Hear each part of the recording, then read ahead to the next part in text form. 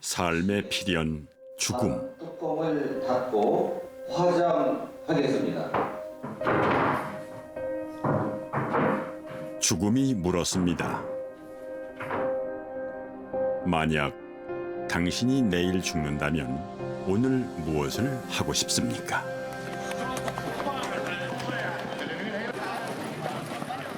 어린 시절 말과 함께 자랐던 고향 마을을 찾은 한 말기암 환자. 그녀는 임종을 앞두고 말 경주 축제를 보고 싶어 했습니다. Ik wist niet dat hun kwamen, ik wist niet dat de paard kwam, ik wist niet dat... 세상과의 작별 준비를 끝낸 그녀에게 오늘은 선물 같은 하루입니다. humor en ja, die hebben wilskracht. Ja. Als je een beetje doorstaan hebt. 죽음이 삶에 눈뜨게 했죠. 죽음의 문턱에서 소중한 존재들을 깨닫기도 합니다. I love you. Bedankt voor allemaal om het te komen. The most of the people are looking back in their lives when they're dying.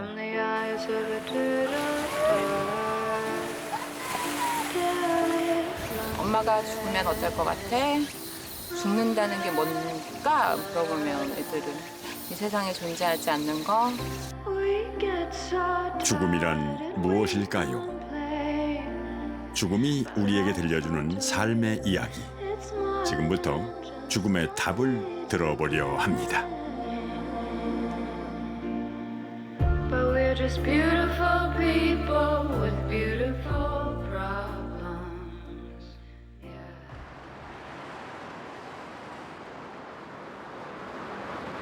네덜란드 암스테르담.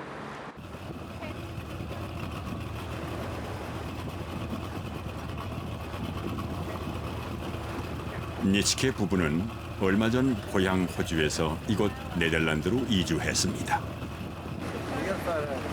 네덜란드가 세계 최초로 안락사를 합법화한 나라이기 때문이죠. 안락사란 죽음에 임박한 중환자의 고통을 덜어주기 위해 죽음을 앞당겨주는 것을 말합니다. 의사이자 인문학자인 필립 니츠케 박사는 안락사 분야 최고의 권위자입니다. 그는 1996년 세계 최초로 합법적인 안락사를 실시한 의사이자 안락사 조력 단체의 설립자입니다. Conference for all the people around the world who believe in assisted suicide. And groups came from many countries. That this is an important move away from just reserved for the sick to broaden it out to every rational adult. 죽음을 선택할 수 있는 권리야말로 존엄한 죽음의 기본 조건이라고 주장하는 니츠케 박사.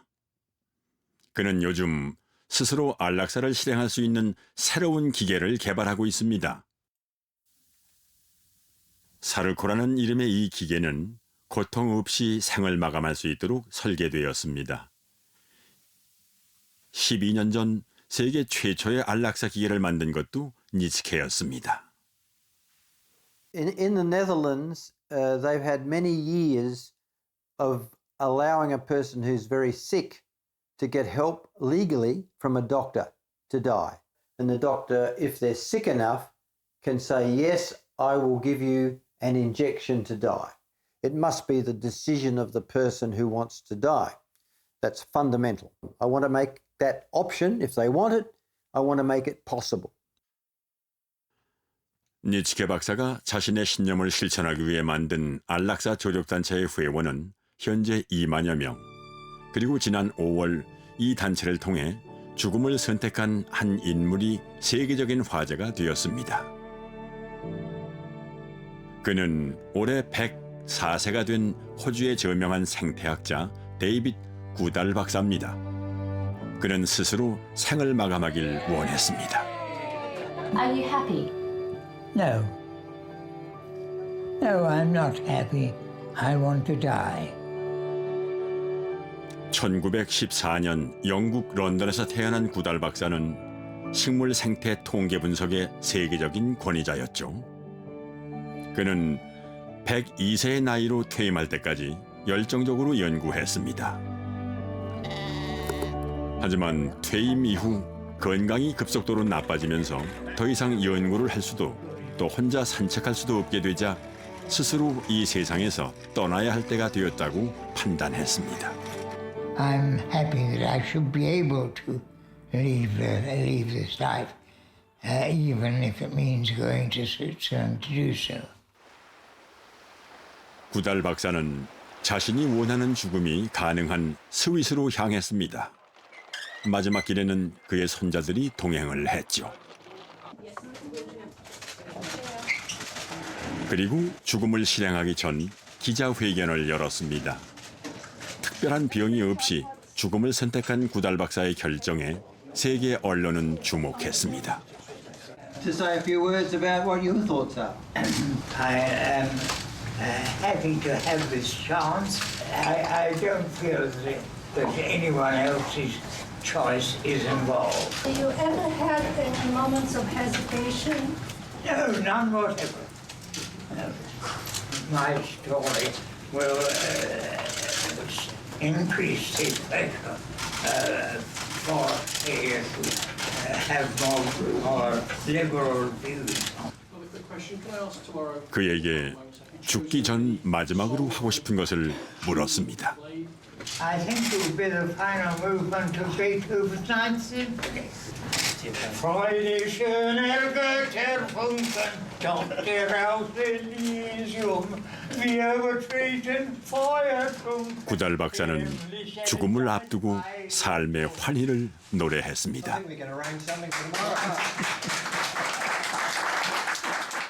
And I said to him, "Do you think you're leaving just in time?" And he said, "Yes.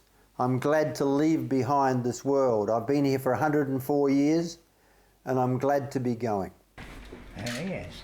Well, I'm 실행을 앞두고 가족들은 다시 한번 그의 의사를 확인했습니다. 구달 박사가 선택한 조력 자살은 의사가 합법적으로 약물을 처방하지만 약물 투여는 스스로 해야 합니다.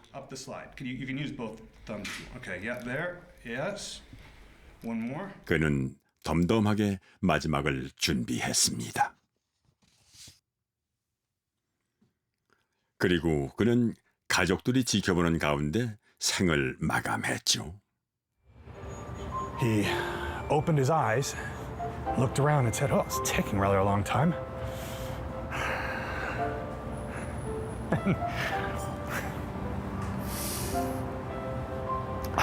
So then he closed his eyes again, and about another 15 or 20 seconds later, he fell asleep. 구달 박사에게 죽음은 선택의 문제였습니다. 그의 죽음은 사람들에게 죽음의 자기 결정권에 대해 생각하게 만들었습니다. I think Dr. Goodall's death is a very important one, and that's why it attracted the attention of people around the world, because it really had people thinking, when should you get help to die?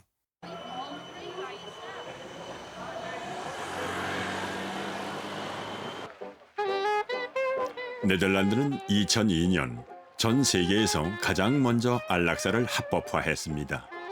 그 후 지금은 세계 8개 나라에서 안락사를 허용하고 있죠.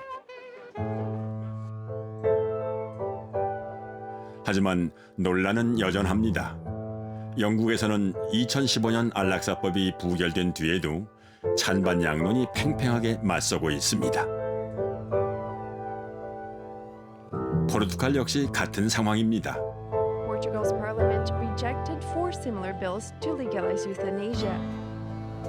캐나다에서는 진통 끝에 2년 전 안락사법이 통과됐죠. Canadians extremely seized with this issue. It's a deeply personal issue that affects all of us in our families and all of us individually as we approach the end of our lives. 수많은 나라에서 논란이 진행되고 있는 안락사. 그 중심에는 존엄한 죽음이란 무엇인가라는 화두가 있습니다. 우리나라에서 존엄한 죽음에 대한 논쟁이 촉발된 것은 10년 전이었습니다. 식물인간 상태로 누워있는 환자의 연명치료를 중단해달라는 소송이 제기된 것입니다. 일명 김할머니 사건입니다. 소위 말하는 존엄사 소송이 진행됐고 인공호흡기만 제거하라는 그런 대법원의 판결이 나왔기 때문에 김할머니는 폐암 조직 검사를 받다 과다출혈로 식물인간이 된 뒤 1년 넘게 인공호흡기와 영양 공급에 의지해 연명하고 있었습니다. 가족들은 의미 없는 연명치료 중단을 요청했고 법원은 이를 받아들여 우리나라 최초의 존엄사 판결을 내렸죠. 판단은 정당하다고 보았습니다. 그로부터 10년, 올해 2월 우리나라에서도 연명의료 결정법이 시행되었습니다. 제가 오늘 쉽고 간단하게 웰다인 강사가 법안을 설명합니다. 이 법으로 환자는 연명치료를 거부할 수 있게 되었습니다. 지금 암인데 어떻게 항암제 투여를 안 하나요? 이렇게 저한테 물어보시는 분들 계시는데요. 반드시 임종 과정에만 해당하는 게 연명의료결정법입니다. 본인이 작성을 해야 되고 스스로 하셔야 되겠다는 그런 생각. 연명의료결정법이 시행된 지 8개월. 지금까지 약 5만 9천 명이 넘게 사전연명의료의향서에 서명했습니다.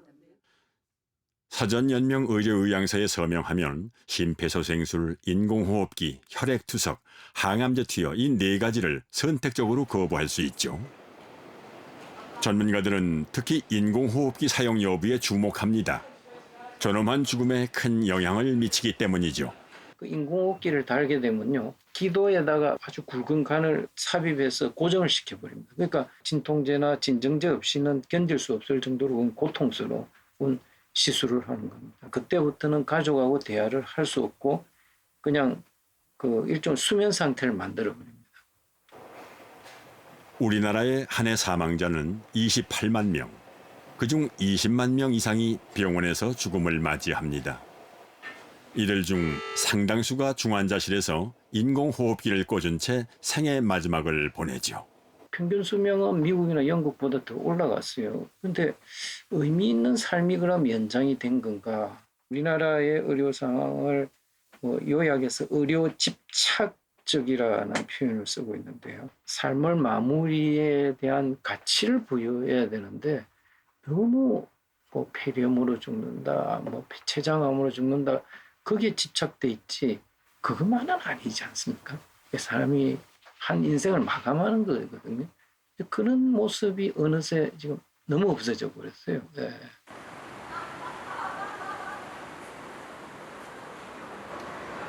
이른 중반의 나이에도 왕성하게 활동하고 있는 배우 손숙 씨.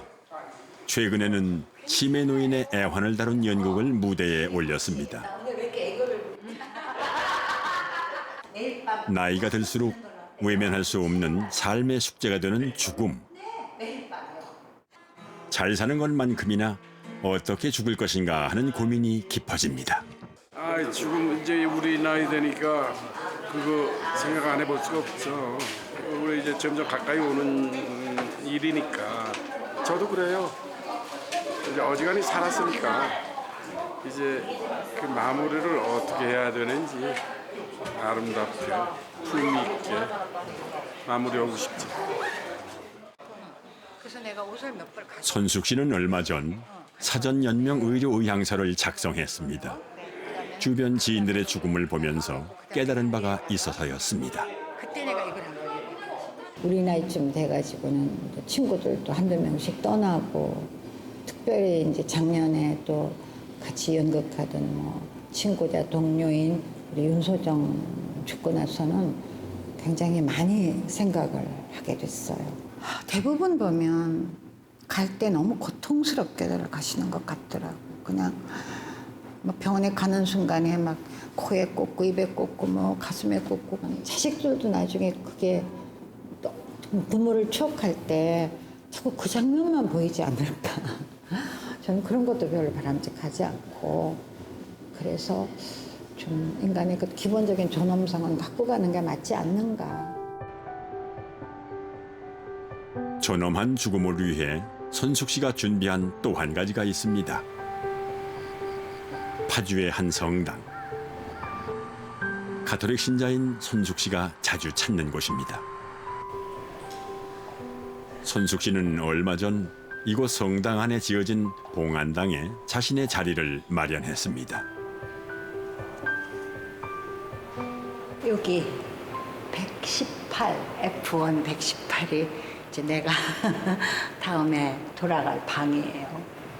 한 번씩 와서 잘 있나? 죽음을 생각하고 죽음을 준비하면서 자식들에게도 자신이 원하는 마지막을 이야기했답니다. 우리 애는 처음에 막 좀 당황한 것 같아. 그래서 왜 당황하냐? 그럼 내가 평생 영원히 살 것도 아닌데 이제 제가 이렇게 주변을 봐도 준비 없이 갑자기 가게 되면 막 허둥지둥하는 걸 제가 많이 봤거든요. 그래서 이런 거를 그냥 미리 준비해 놓으면 아이들도 굉장히 편하겠다.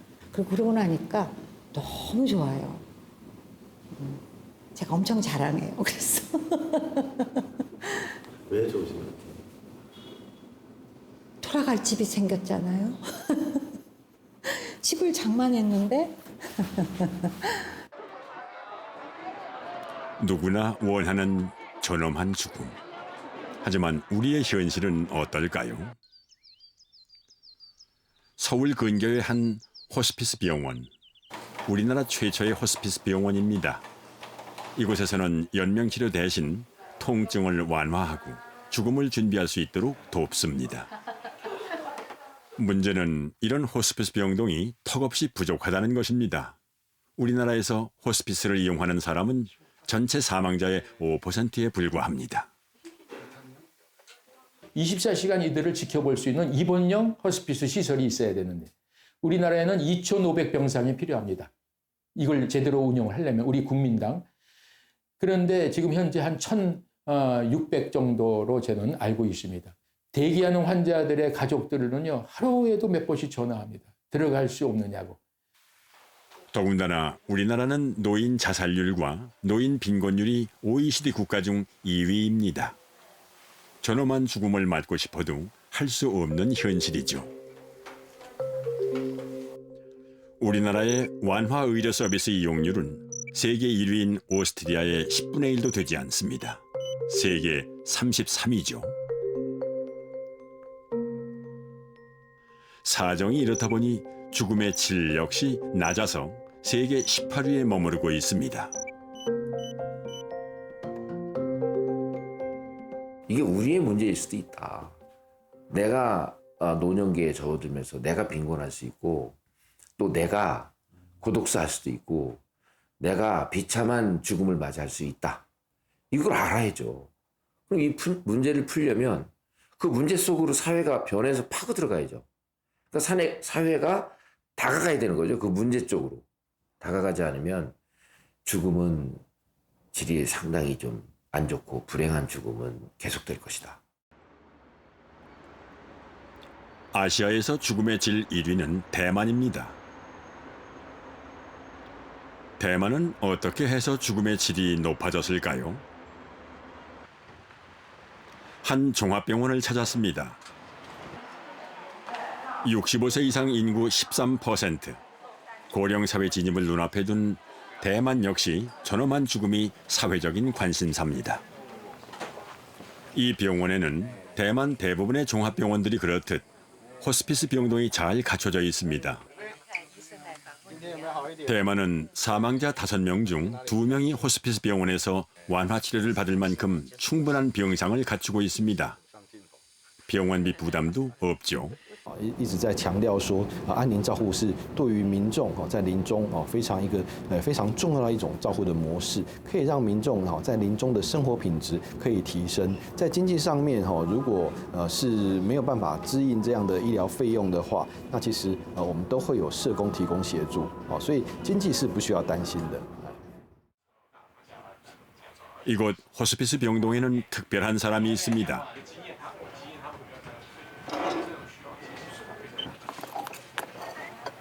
벌써 18년째 일주일에 2번 호스피스 병동에서 환자와 직원들에게 각종 커피와 차를 무료로 서비스하는 후빠씨입니다. 다他做到自己身体都不舒服，然后还说不行不行，一定要来这样。 쿠빠 씨가 이곳 호스피스 병동과 인연을 맺은 것은 아내가 말기암 판정을 받으면서였죠. 18년 전만 해도 대만에서 호스피스 병동은 생소한 곳이었습니다. 所以那时候他住在这边的日子很高兴。那时候的新年病房就是安宁病房给人的观念哈，就是等死的地方。他住进来一直不敢住进来了，但是住进来以后哈，医生的处理方式，第二天他就不想出去了。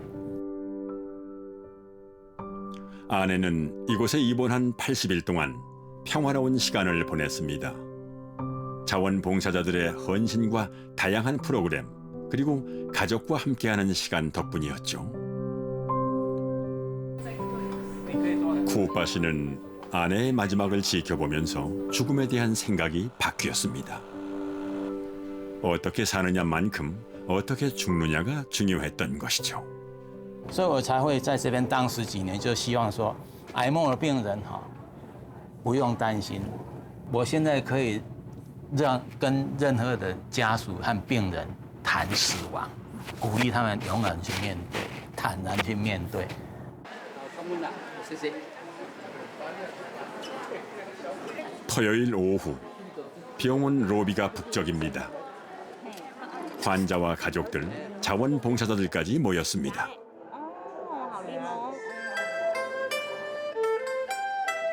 매주 토요일마다 열리는 자원봉사 학생들의 공연입니다. 대만에서는 초등학교 때부터 생명교육 시간에 삶과 죽음을 가르칩니다.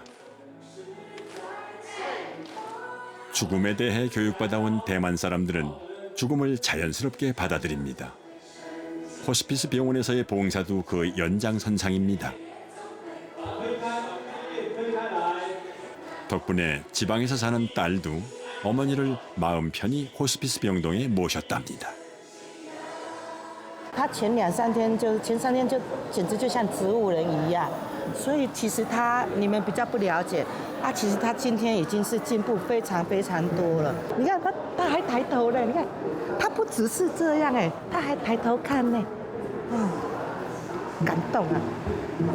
好像台湾人对死亡的看法哈，其实在这几十年有很大的一个改变哈。但是至少可以来选择说，我不接受任何的急救，我要到安宁病房去哈。这是在台湾在大概4、5年前，我们的立法院已经通过了哈，所以这一部分已经让台湾的民众都能够去彻底去了解，他们对死亡最后安宁病房是一个台湾人很多人都愿意选择的一个最后晚生的一个。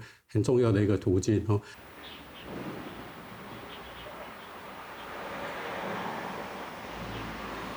처지대학교 의과대학에 귀한 손님들이 방문했습니다. 손님들을 맞는 것은 의과대학생들입니다. 손님들은 이 의과대학에 시신을 기증한 망자들의 유가족입니다. 학생들은 그동안 시신 기증자가 살아온 삶의 과정을 조사해 발표합니다. 의과대학 해부 수업을 위해 시신을 기증한 이들을 학생들은 말없는 선생님, 즉 무언의 멘토라고 부릅니다.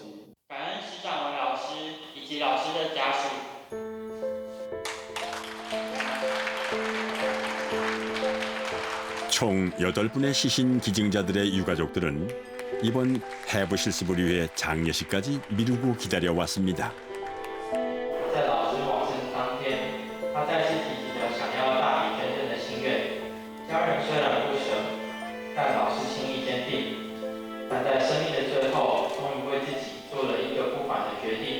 当在讲到妈妈的时候，还是会有点想念她，就是我们还是很支持她的捐赠大体这个决定，然后我们也很觉得她很伟大，我们还是会想念她。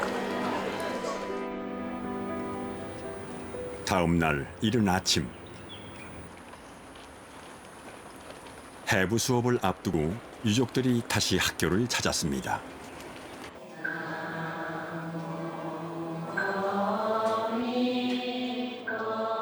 유족들이 찾은 곳은 해부 수업이 이루어질 수술실입니다. 이번 수업에는 8구의 시신이 수술대에 오릅니다. 유가족의 뒤를 따르는 사람들은 해부 수업에 참여할 학생들입니다. 이렇게 이루어지는 해부 실습은 1년에 4번. 시신 기증자의 신상과 수술 과정까지 공개하는 것은 세계에서 찾아보기 힘든 이례적인 일입니다. 무언의 멘토 프로그램을 마련한 이유는 하나입니다. 학생들에게 삶과 죽음을 성찰할 수 있는 계기를 만들어주기 위해서입니다. 把他最爱的人，然后放在我们的手上，然后让我们学习。因为我的爸爸去年也走了，然后刚好也是老师这个年龄，所以看到老师就想到自己的爸爸。所以从大体老师的舍身从他们有一些大体老师甚至不愿意接受各种的一些治疗，希望把完整的身体来见证给我们的同学们让同学得到非常非常大的感动，也让他们更认识生命的意义了。 해부학 수업은 사흘 동안 계속됩니다. 그리고 이 모든 과정은 투명하게 공개됩니다. 이 시간 동안 무원의 멘토는 학생들과 함께합니다. 就是我们就被教导说，比如说要抬出老师的手，我们就要先跟老师说，老师，我们要把你的手抬出来了。然后这样我觉得这是一个尊重病人的感觉。 就是因为我们不是把老师当一个大体在看待，我们是把老师当真的人在看待。 1996년 무원의 멘토 프로그램이 시작된 이후 지금까지 시신을 기증한 사람은 940여 명. 또한 시신 기증에 서명한 사람은 무려 4만 명에 이릅니다. 이들은 죽음에 대한 대만 사회의 인식을 바꾸는 견인차가 되었습니다.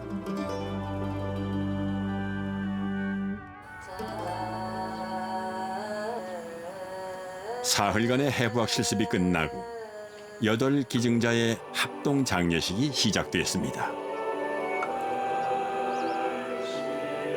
학생은 물론 대학 총장까지 참석하는 대대적인 장례식입니다. 이 모든 과정은 학교와 학생들이 준비한 것입니다. 장례는 최고의 예우로 장엄하게 치루어집니다.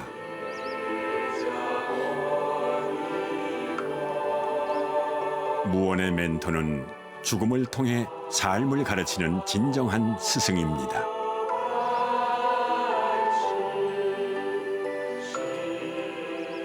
台湾从过去几乎完全没有遗体捐赠这4个字的，改变成今天在台湾遗体捐赠是普遍性的，大家愿意谈。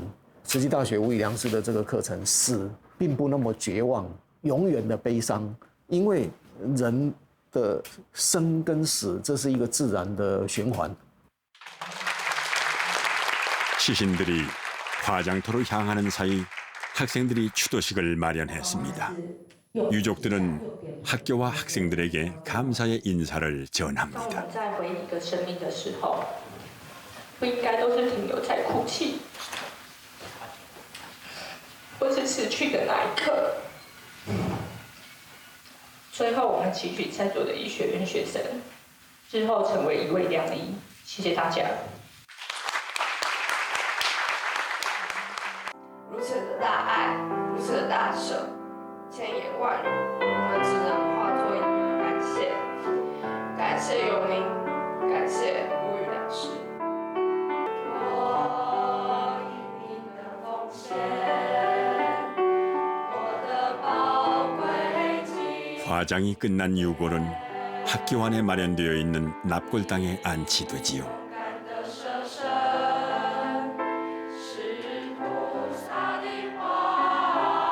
무원의 멘토를 극진하게 예우하는 것은 이들의 숭고한 정신을 기리고 남은 유족들의 슬픔을 위로하기 위해서입니다.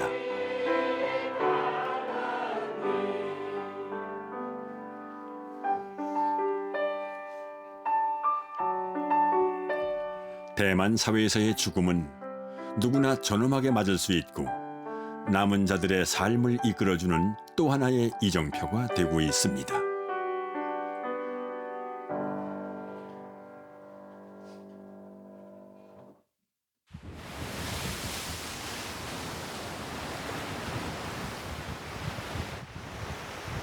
그렇다면 우리 사회에서의 죽음은 어떤 모습, 어떤 의미일까요? 금요일 오후, 어진 씨가 오늘도 아이들과 소풍을 나왔습니다. 세 아들과 아이들의 동네 친구들이 함께하는 시간입니다. 어진 씨가 매주 금요일 이 모임을 시작한 데는 이유가 있습니다. 저도 암이라는 투병 생활을 했고 아직도 암세포가 자리를 잡고 있어요. 근데 내가 만약에 죽게 되면 이제 늘 엄마하고만 있다가 뭔가 이제 또 다른 같이 엄마를 공유할 수 있는 사람들이 있으면 좋지 않을까.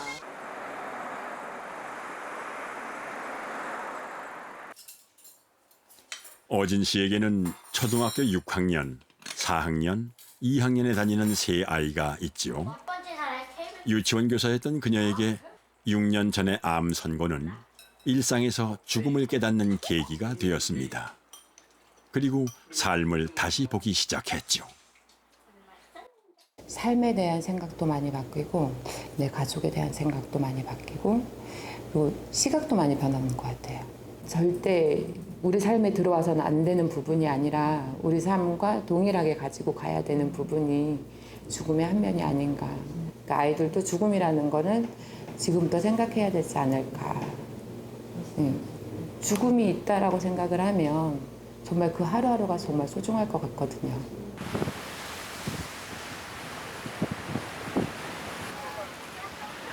투병 이후 가장 큰 고민은 아이들입니다. 혹시 생길지도 모를 엄마의 부재를 어떻게 설명을 해야 할지.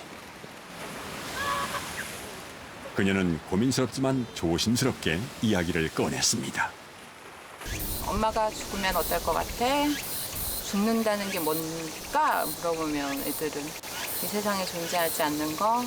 그럼 엄마가 존재하지 않으면 그러면 엄마는 그러면 지민이 엄마가 아닌 걸까? 그건 또 아닌데? 라고 하더라고요. 그래서 어렴풋이 이제 내가 이해하는 죽음을 아이도 조금이나마 좀 알아가고 있는 거 그러길 바라는 거죠. 죽음도 공부가 필요하다는 것을 절실하게 깨닫습니다. 죽음을 왜 준비해야 되느냐. 우리가 정말 인간으로서 살아갈 때 꼭 필요한 하나의 관문?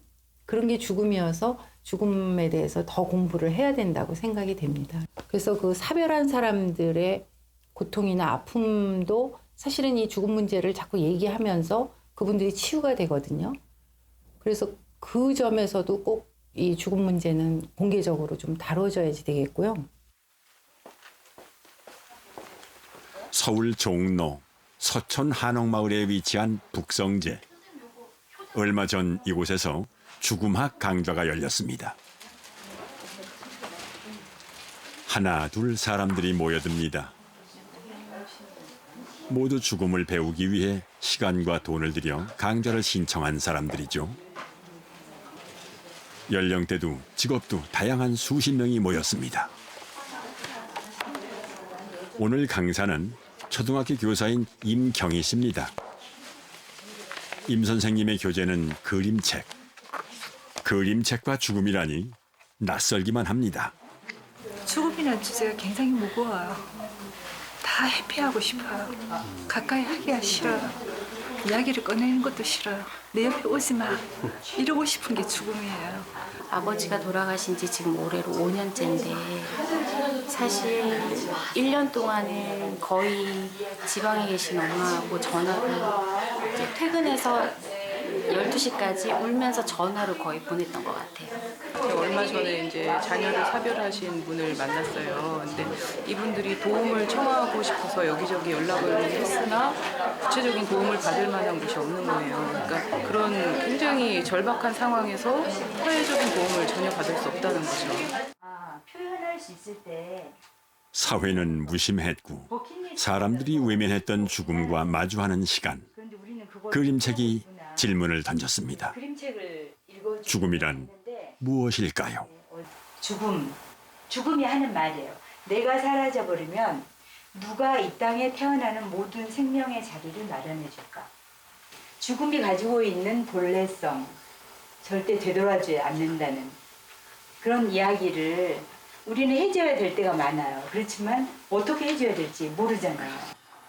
생각해보면 우리 모두 죽음을 보고 들으며 살지만 제대로 된 위로와 치유를 받아본 적은 없습니다. 그 방법이 뭘까요? 절대 보내고 싶지 않은 우리의 엄마 이야기가 이렇게 담겨져 있어요.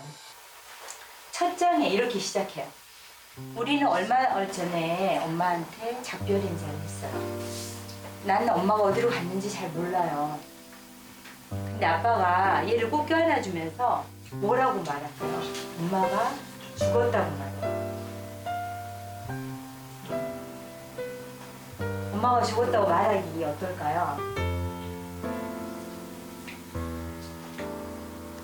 누구든지 한 번 죽으면 몸을 움직이지 못한다고.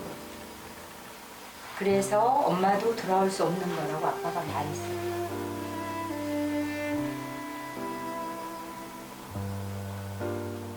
그리고 우린 서로 도와가며 이전에 엄마가 했던 일들을 잘 해내려고 노력하고 있어요.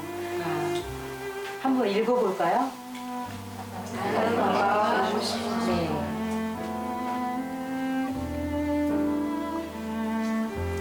나는 언제까지나 엄마를 잊지 않을 거예요. 나는 엄마한테 아주 특별한 아이였고 엄마도 언제까지나 나한테 특별한 사람이니까. 누구나 겪지만 드러내지 못했던 상처에 따뜻한 온기가 전해집니다. 우리에게 필요한 것은 죽음에 대한 두려움과 금기가 아니라 이해와 포용이었다는 것을 알게 한 시간이었습니다. 이제 이런 식의 죽음 관련된 논의가 공식적으로 사회적으로 되지를 못하고 있어서 그냥 335 자기들끼리 얘기하는 것이지 무슨 방안을 마련하는 어떤 그 실천적인 행위는 전혀 이루어지지 않은 채 그냥 사회가 빨리 고령화되고 있는 게 제일 큰 문제인 것 같아요.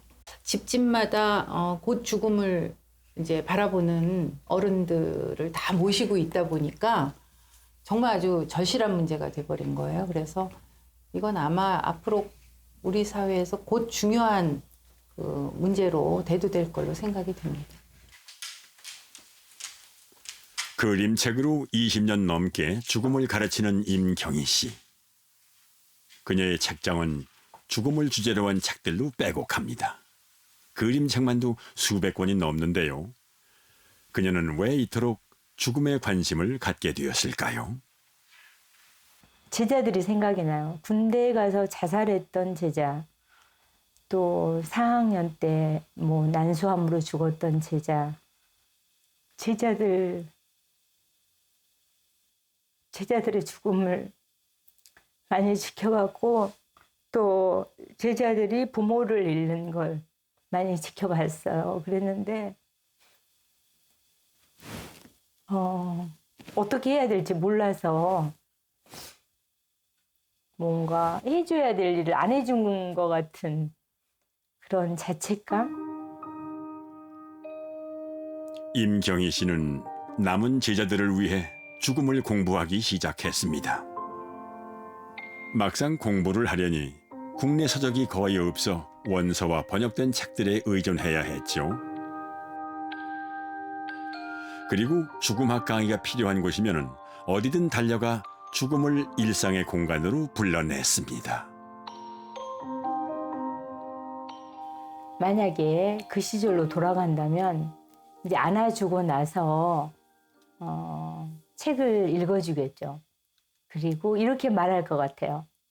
엄마를 잃은 애한테 엄마는 여기 계신다. 떠나지 않고 여기 계신다고. 다시 만난다면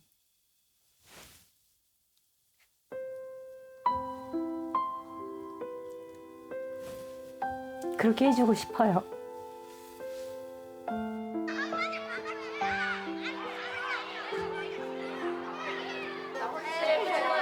임경희 씨가 아이들을 가르치고 있는 서울의 한 초등학교. 오늘 수업의 주제는 죽음입니다. 슬픔은 무슨 말인지 알 텐데 상실 그러면 뭐가 떠올라요? 상실. 외로. 의영이. 많은 것을 잃는 거. 잃는 것. 추억을 잃게 되기도 하고 사람을 잃게 되기도 해요. 엄마를 잃은 초등학교 5학년 12살짜리 아이들이 죽음을 이해할 수 있을까요? 이야기를 들려줄지 한번 보겠습니다. 엄마가 오늘 아침에 죽었다. 사실은 어젯밤이다. 아빠가 그렇게 말했다. 아빠는 아주 희미하게 미소 지으며 말했다. 이제 다 끝났단다. 엄마가 죽는다는 것은 어떤 느낌일까? 할머니가 나한테 오는 거야. 그래가지고 다가와서 가만히 내 손을 잡아 가슴 위에 올려주며 말을 해요. 여기 속 들어가는 데 있지? 엄마는 바로 여기에 있어. 여기 속 들어간 데 있지.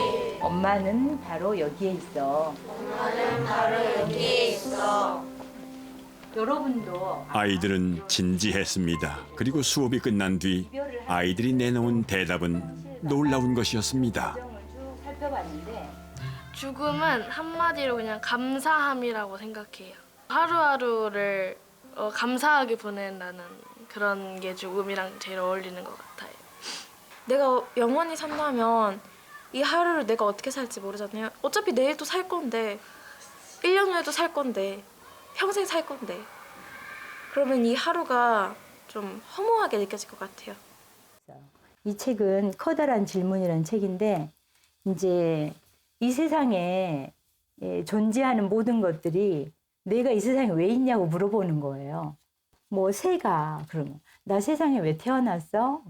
너 지저귀기 위해서 태어났지. 마지막에 놀라운 질문을 던져요. 죽음은 왜 태어난 거야? 이렇게. 근데 작가는 넌 삶을 사랑하기 위해서 태어난 거란다. 아이들이 2학년인데도 이 책에서 이 문장이 가장 멋있대요. 삶을 사랑하기 위해 태어난 죽음을 확인할 수 있는 곳. 네덜란드의 앰뷸런스 소원 재단입니다.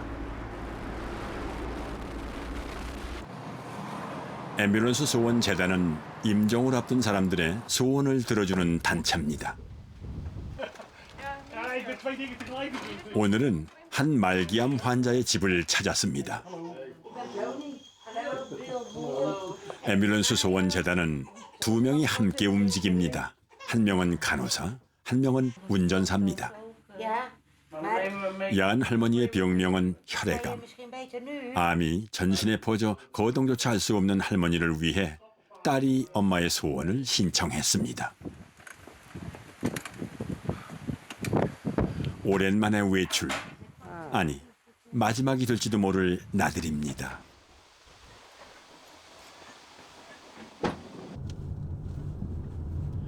임종을 앞둔 중증 환자들을 태우기 위해 앰뷸런스는 특별하게 개조된 것입니다. 도착한 곳은 한 캠핑장. 야한 할머니의 여름 별장이 있는 곳입니다. 할머니는 병원에 입원하기 전까지 이곳에서 지냈습니다. Je zou het wel goed hoor, dit zo zien.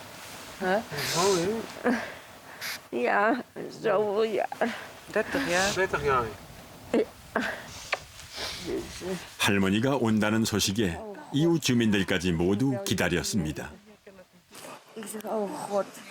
Ik zeg, wel hier even. But we had a very good time in all these 34 years. Auch mit haar man, haar husband, auch gut. 마지막 인사를 나눌 시간. 이별은 아무리 준비를 해도 익숙하지 않습니다. It's a memory for us that everybody loved her. This week it's finished with her. She has a few days, the doctor said. Yes, it's hard. 딸 셋까지 모두 모였으니 완벽한 소원 성취입니다. Hoe je het vindt dat je hier was. Heerlijk. Lovely. Perfect. Ja.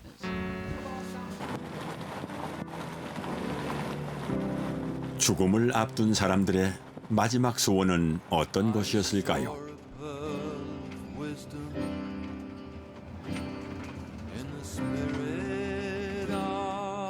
사람들의 마지막 소원은 이렇습니다. 미술관을 관람하고 식물원을 산책하고 딸의 결혼식에 참석하는 것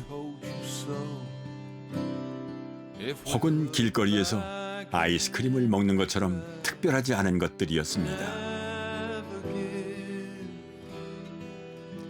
그들은 평범한 일상 속에서 위로받으며 평온한 죽음을 준비했습니다.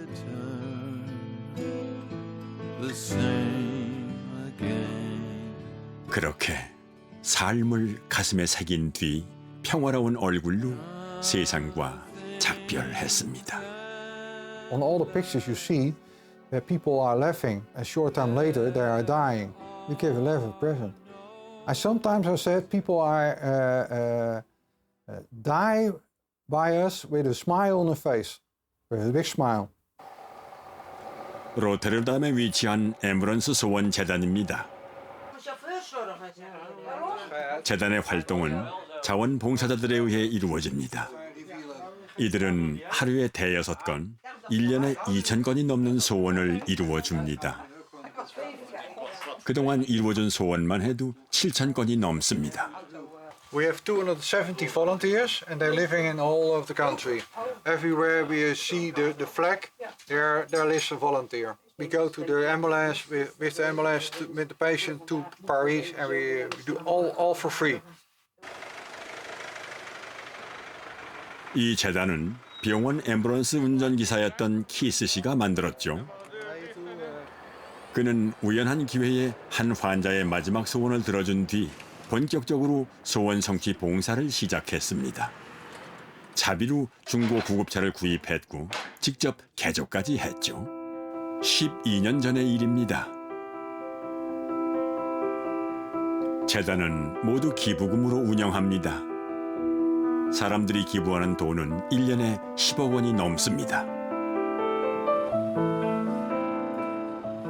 마지막 소원을 신청한 또 한 사람의 집에 가족들이 모였습니다.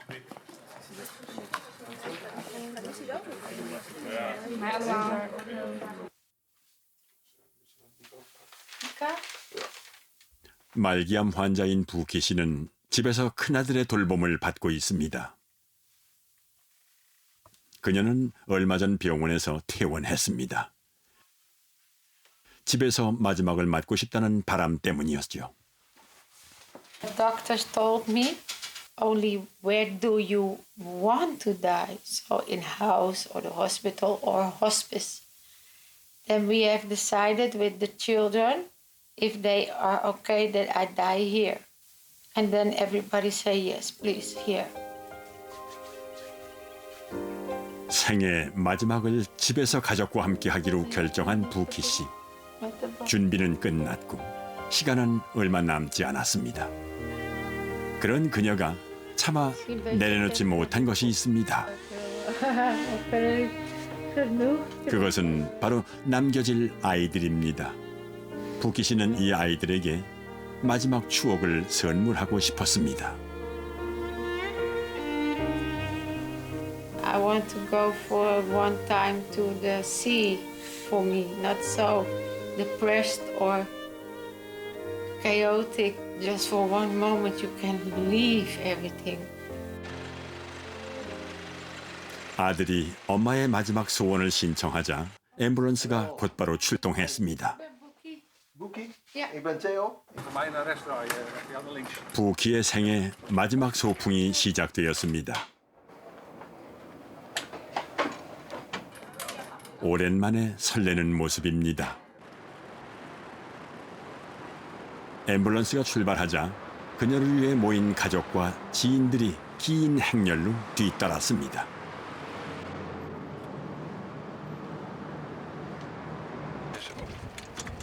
바람은 쌀쌀했지만 햇살이 좋은 가을날이었습니다.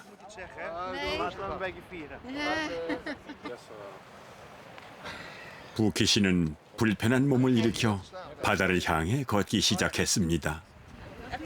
모두가 그녀를 뒤따랐습니다.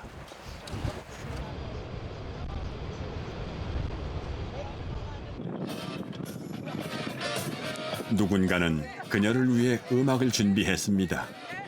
마지막 도전을 응원하는 노래였습니다.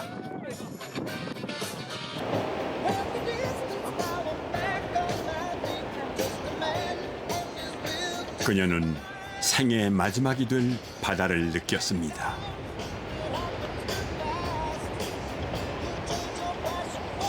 하지만 그녀의 도전은 오래가지 못했습니다.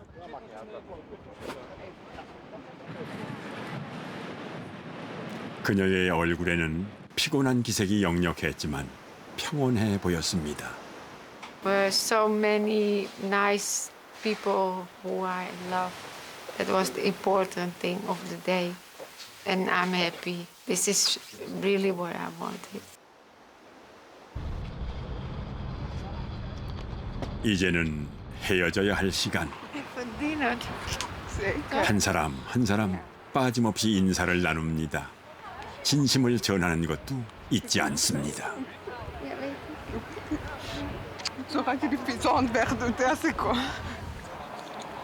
Ik ga weer terug naar de ambulance.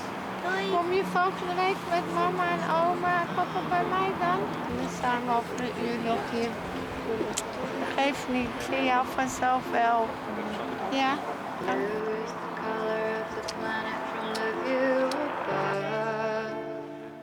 삶이 아무리 간절해도 죽음을 거스를 수는 없습니다.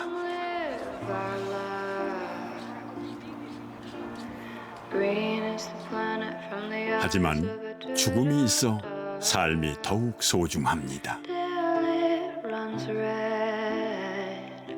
우리가 잊고 살고 있을 뿐 애초의 삶은 죽음과 함께였습니다. 그것이 우리가 죽음을 이야기하고 배우고 마주해야 하는 이유입니다. I love you. Bedankt voor allemaal om het te komen. We zijn straks allemaal in Korea. En dat weten jullie dat. Beautiful problems, yeah. Beautiful problems, God knows we've got. The most of the people are looking back in their lives when they're dying. If you want to do things, do it. And not waiting for later, I go to do that, I go to do that. No, you must do it now.